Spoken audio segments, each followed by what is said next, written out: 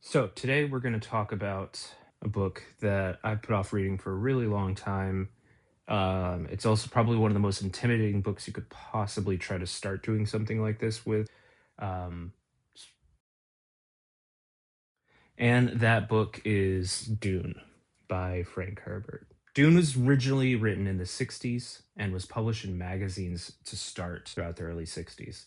Books, especially sci fi novels, were very commonly published in those kind of serialized parts. Dune was first published as a full book, though, in 1965 by a publisher that was actually mainly known for making auto repair manuals. And it was not a success immediately. The person who decided to publish a book ended up getting fired because of how much of a failure the company saw the book as. I think this is actually a bit surprising, especially in the 1960s when this book was kind of starting to get popular because there were a lot of huge sci-fi novels coming out at that time, and we were really starting to see a lot of different novels that were tackling real life ideas, or at least exploring the implications of kind of a future with a lot of technology and a lot of kind of unexpected changes that might cause. Some of my favorite examples include Isaac Asimov's Foundation series, which was getting written all through the 1950s. Stranger in a Strange Land by Robert A. Heinlein in 1961. Solaris by Stanislaw Lem in 1961. Do Androids Dream of Electric Sheep? Most people really probably mainly know it as Blade Runner because of the movie that was published in 1968. 2001, A Space Odyssey. Also, a lot of people know it because of the movie, but it was published as a book in 1968 as well. Slaughterhouse 5 by Kurt Vonnegut in 1969.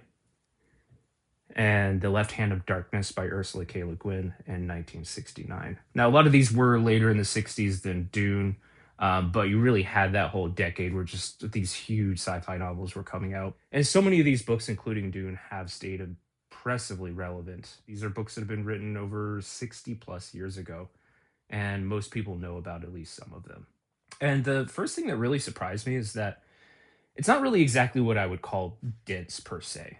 It's just a lot. And what I mean by not calling it dense is it's a long book. There's a lot that happens in it, but it's not as difficult to read through as I expected. There's just a lot that you aren't necessarily going to understand. There's a lot of new words, new ideas, entirely new kind of worlds and concepts. In a lot of cases, you just kind of have to keep reading and hope that they make sense as you continue along. 'Cause it's a long book. It's 800 plus pages long, and there's some strange, windy, sometimes confusing sections all throughout it. I think it's a huge quality in an author to be able to kind of approach a writer that feels really strange and odd and unexpected, but gradually becoming absorbed into their voice, how they write, their style, their tone. And I really did want to read and see what was going to happen next as I kept on going through the book, even when it wasn't making total sense. And for me personally, I think that's one of, if maybe not the biggest and best compliment you can give an author or a book, is you want to keep turning the page. You want to see what happens next. You're staying awake or thinking about it, what's going to happen in the next chapter, even when you're not reading it. And I think a lot of this is because it does tackle a lot of thought provoking concepts. There are themes about how power corrupts, how humans and cultures become more resistant to change the older and the bigger they become. Um, a lot of its most important themes focus on how dangerous it is to trust powerful individuals, how putting all your faith into one person or one ideology really can become um, an extremely risky thing to do. But at the same time, and I think this is probably one of the most interesting parts that you don't really see kind of as a follow up in a lot of other stories that talk about these sort of concepts, is how much those people in power really don't necessarily have control over what they create themselves. Once they create an idea that becomes bigger than them, they can't stop it anymore. They can't make it go away, even if it was their idea in the first place. Through all of that, I really think Dune is one of the more unique stories I've ever read. And if you embrace being pulled into a truly strange world, it's an adventure not quite like anything else that I've read or you've probably read before. It's set in a completely different world and future. It's where you have enough real world and elements while being in this fantastical, almost supernatural world. So, moving on to the story and the plot. What is Dune about? What actually happens in the book? And I'm going to be honest, this is by far, I think, the hardest part. I wrote what I attempted to be a summary of this book. And this book is famously hard to adapt. So this is really just my best stab, but I think it does make a lot of key points about it that will kind of potentially get you started into what's going on in the book if you ever read it yourself. So first off, Dune is not just the name of the book; it's also the name of the planet. It's also called Arrakis, but we do hear that term Dune probably most frequently.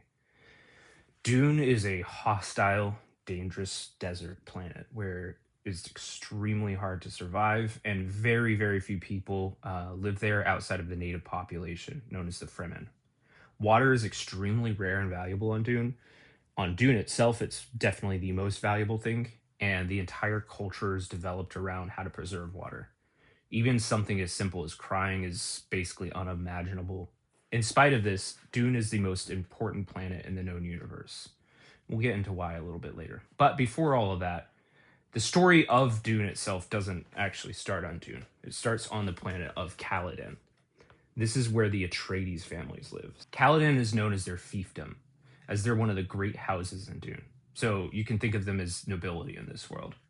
Most of Dune's government and political system is directly inspired by medieval feudalism, and a lot of the terms are taken from that period. Most of the terms take inspiration or reference from some old world historical or cultural background that we know already. And there's a lot of them really mixed in. You have these medieval terms about historical feudalism. You have a lot of Arabic words about religion and beliefs, a lot of terms that are even related to Christianity and Judaism. And the book really throws this all in. And the one thing you may be surprised if you're ever saying, hey, what does this word mean? Or where does this come from? You look it up. In most cases, it probably actually does have a real world meaning you might not expect in the first place. So it can actually be a little interesting to do some Googling or searching if you start reading and you just don't know what this word is to see where it came from as well. Anyway, most of Dune's government and political system is directly inspired by medieval feudalism, and a lot of the terms are taken from that period. But the Atreides aren't royalty. They're nobility, but they're not royalty. There is also a ruling house as well, known as the House Carino. The plot of the story of Dune begins to unfold as the ruler of the known world, the Padishah Emperor as he's called, gives the fiefdom of Dune, again also known as Arrakis, to the Atreides house. It had been controlled by the Harkonnen house before this. You can think of them as the bad guys, and they stay pretty consistent in that quality throughout these stories. And this is where the political intrigue really kicks off, and it becomes a huge element throughout the book. That's because Dune is not just any planet. It's an incredibly valuable place, and whoever controls it becomes unimaginably rich. So it seems like giving control of the planet to the Atreides house is a huge step for them. Dune isn't just one of the most valuable places on the universe, it's really the most valuable place in the universe. That's because of the spice, otherwise known as melange. You'll usually hear it referred to just as the spice melange. It's an orange powdery substance that can only be found on Dune, nowhere else in the known universe. It's valued for a lot of reasons, some simpler. It can be included in food for seasoning. It's also a drug with psychedelic effects that can impact people in many different ways, usually very enjoyably. It literally extends life, with even occasional users seeing their life extended by sometimes decades. Regular users can live for centuries longer. So it has numerous uses, and essentially the entire upper class in the known universe use it. But it's extremely addictive. And after becoming addicted to it, withdrawal is life threatening and typically will result in death. But none of that is why it's the most valuable thing on the universe. It's the most valuable thing in the universe because it's essential for space travel.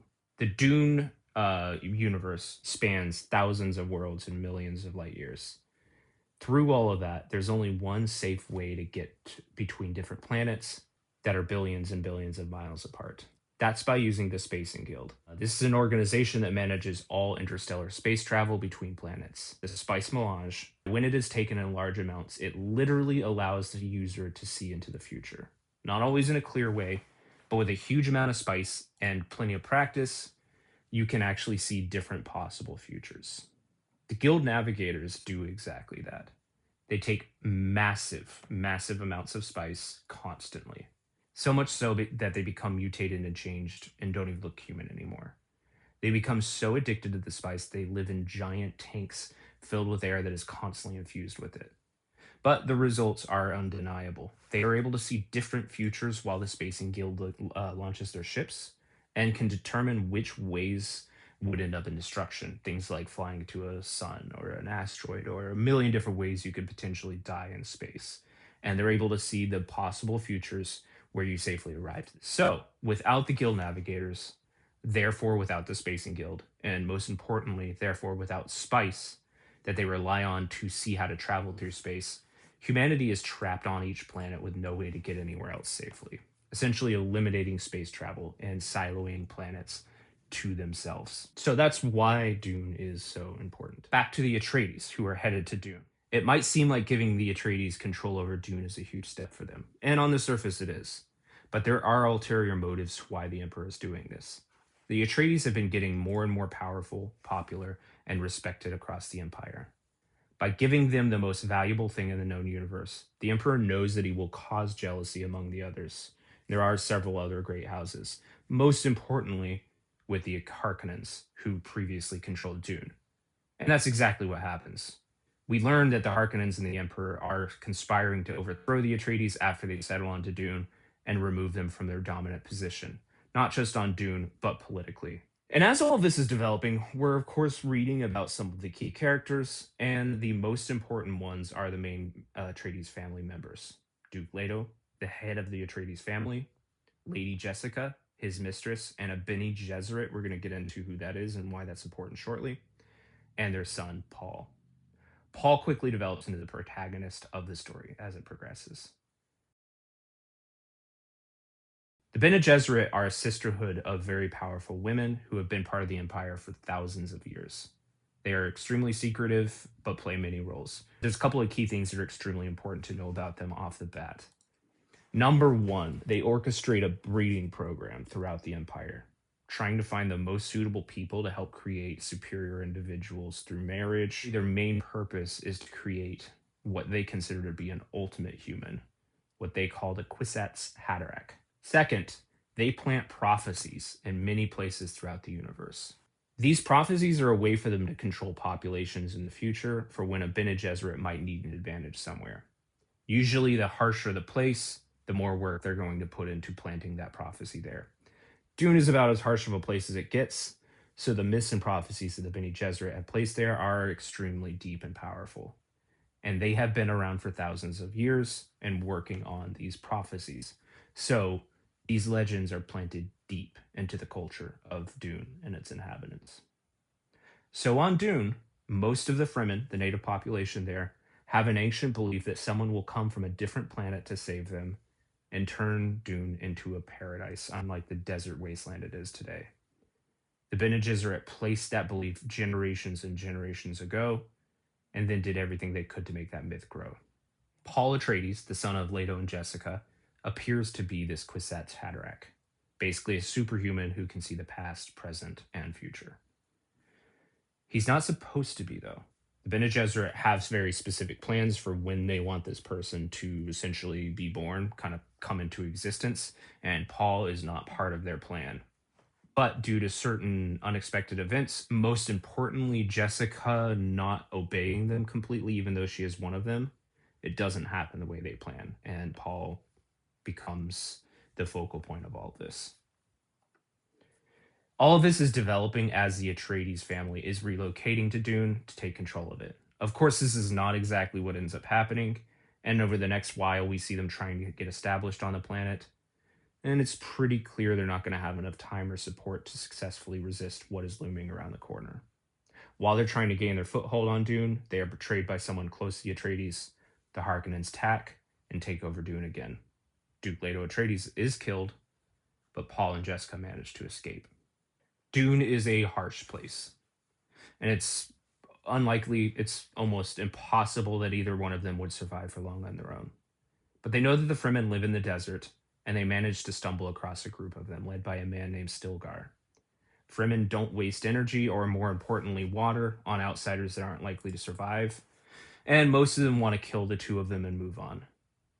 And if it wasn't for the prophecies that the Bene Gesserit planted on Dune so long ago that the Fremen are incredibly affected by, they probably would have. But they revere the Bene Gesserit. That's part of the whole prophecy system as well. And Jessica is one of them. And many of them are beginning to wonder if Paul is this chosen one, who they call the Lisan al-Gaib, also known as a voice from the outer world. Stilgar decides to protect them in the hope that they can help resist against the Harkonnens, who they do also hate.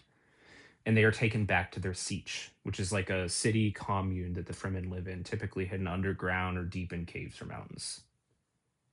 This begins the next part of their lives. Living as fugitives, Paul gets closer and closer to fulfilling the prophecies that were curated thousands of years ago by the Bene Gesserit.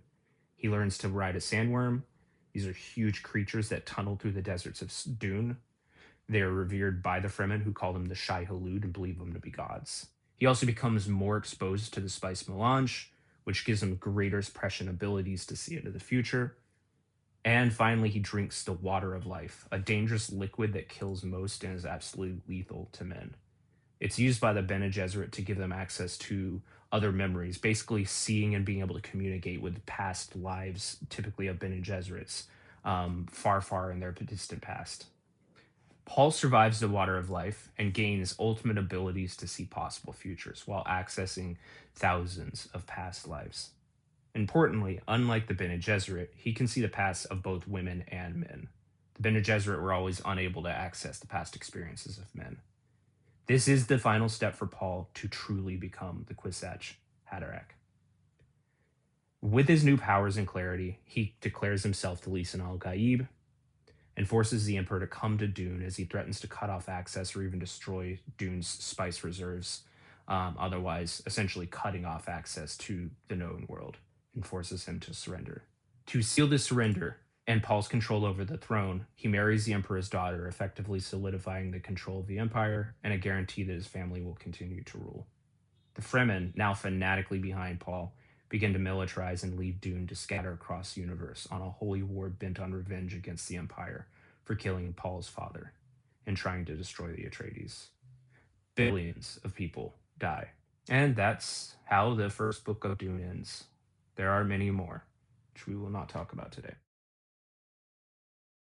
Probably biggest theme of Dune is about the danger of trusting powerful people, no matter how good or altruistic they may seem. There's just danger in putting power into a singular group of people and expecting them to do good things with it.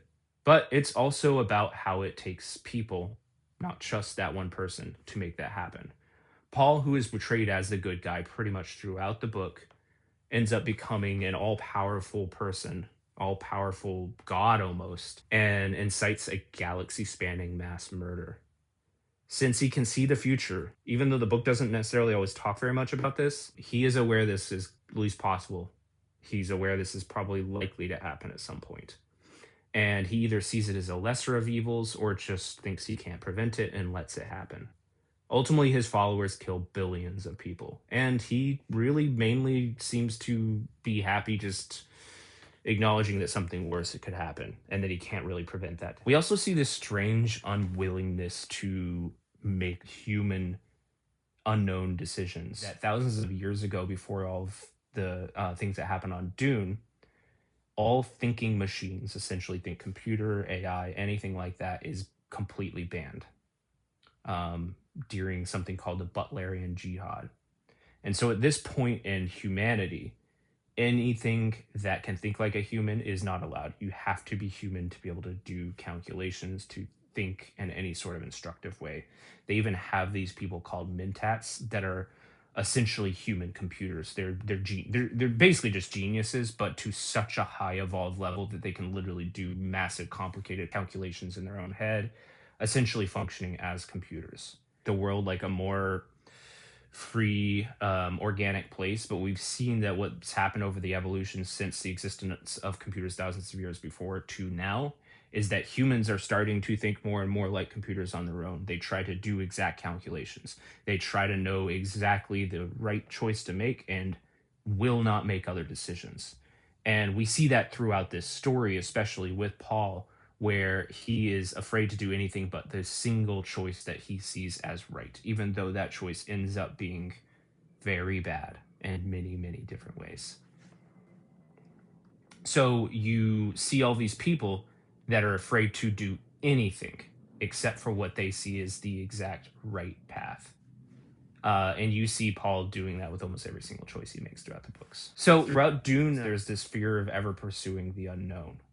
But even more, there's this fear for taking responsibility for anything unknown. The outcomes of even Paul's ascension to the throne, you don't really see him taking responsibility for it. He just kind of almost shrugs it off. He kind of seems to think, well, something worse that could happen, I prevented it, so that's the best I can do. The rest's not my problem. And always following a known path, no matter what it is, to avoid any bad outcomes seems almost like what a computer would do in a strange way. So, would I recommend Dune? Absolutely. I think it's definitely a book that you want to be in the right place to read. It's long, it's strange. It's definitely not a light read. If you want a story that is truly unique, though, and you're curious to why it's one that you hear about so much or seems to always be around in the culture, it's well worth it. Just make sure that you have a couple of weeks or months or, I don't know, years for some intense reading to be able to get through it. Because at the end of the day, it's undeniably one of the most unique stories I've read. And it's honestly quite impressive just how many ideas and plot lines he's able to cram into a book, even as big as it is. So, if you're ever looking for a big, weird, complicated science fiction book, give Dune a shot. It's definitely not like anything you've ever read before. And with that, that's the end of this one. Thanks.